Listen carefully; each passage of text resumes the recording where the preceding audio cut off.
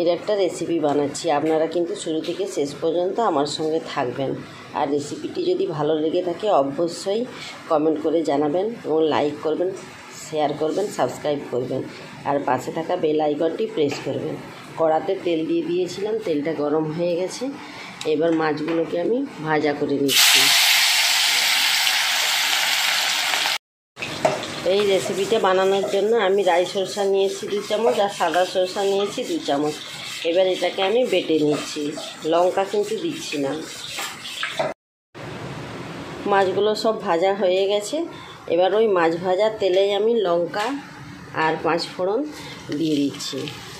শুকনো লঙ্কা দিয়েছি আর 5 ফোড়ন দিয়ে দিচ্ছি। আর ওই তেলের ওপরেই আন্দাজ মতো হলুদের গুঁড়ো দিয়ে দিলাম।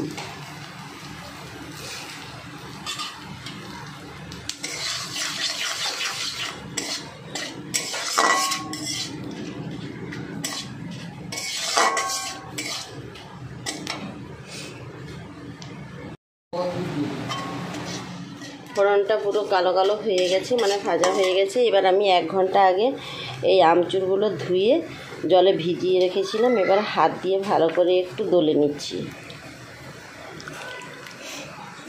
দলা হয়ে গেছে। এবার তেলের উপরে এই জলটা দিয়ে দিলাম, আমচুর সহ জলটা দিয়ে দিলাম।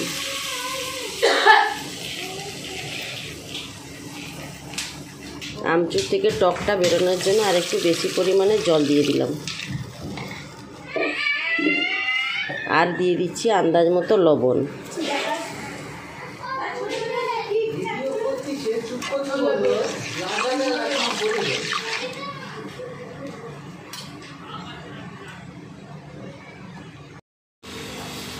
যে পরিমাণে জলটা দিয়েছিলাম জলটা কিন্তু কমে গেছে। এবারে আমি ভাজা মাছগুলো দিয়ে দিচ্ছি।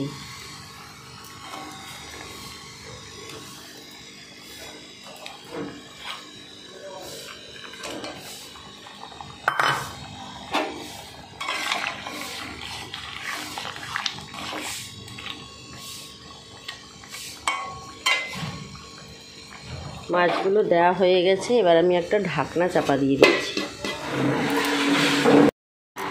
এবারে আমি ঢাকনাটা খুলে নিচ্ছি। এবার নামানোর আগে সে যে বেটে রেখেছিলাম সরিষা, ওটা দিয়ে দিচ্ছি। একটু জল দিয়ে গুলে নিয়েছিলাম, দিয়ে দিলাম।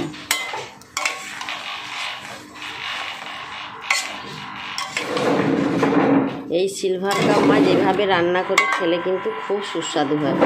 আপনারা বাড়িতে অবশ্যই একবার হলেও এভাবে রান্না করে খাবেন। এবার আমি ঢাকনাটা খুলে নিচ্ছি।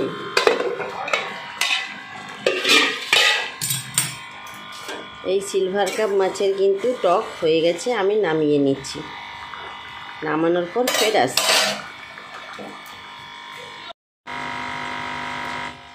পুরো কমপ্লিট হয়ে গেছে, আমি নামিয়ে নিয়েছি। এবার আমি পরিবেশন করছি। আপনারা অবশ্যই এইভাবে একবার বাড়িতে বানাবেন।